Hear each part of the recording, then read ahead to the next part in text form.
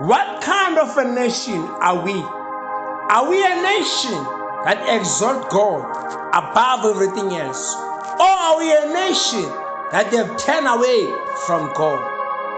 What will happen to us if we continue to turn away from God? The Bible says, cursed is a man who trusts in another man, whose heart turns away from the Lord.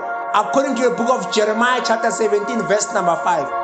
Where are we going as a nation if we are choosing to forget about God? Where are we going as a nation if we are choosing to forget about the promises of God? Remember, a nation that exalts righteousness shall prosper.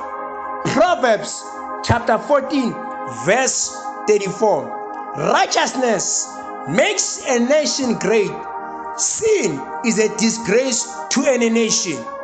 Righteousness make any nation to become great. How many great nations do we have under the suns? How many nations do we have under the suns that continue to exalt righteousness and godliness? Remember, a nation that exalts righteousness does not bring shame to its own people, but a nation that continue to do things that are ungodly, they're going to bring shame and dishonor to a nation.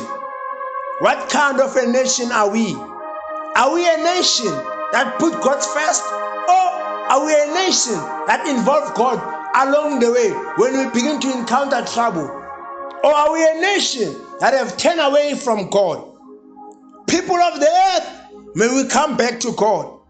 Remember, a nation that exalts righteousness shall prosper in many ways. A nation that exalts righteousness shall going to produce many uncorrupt leaders that will lead a nation accordingly to the standards of God. A nation that exalts righteousness will never bring shame to its own people.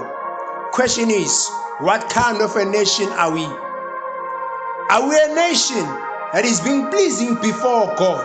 Or are we a nation that brings disgrace before God's eyes? This is the evangelist Thokozani Ndinisa signing out.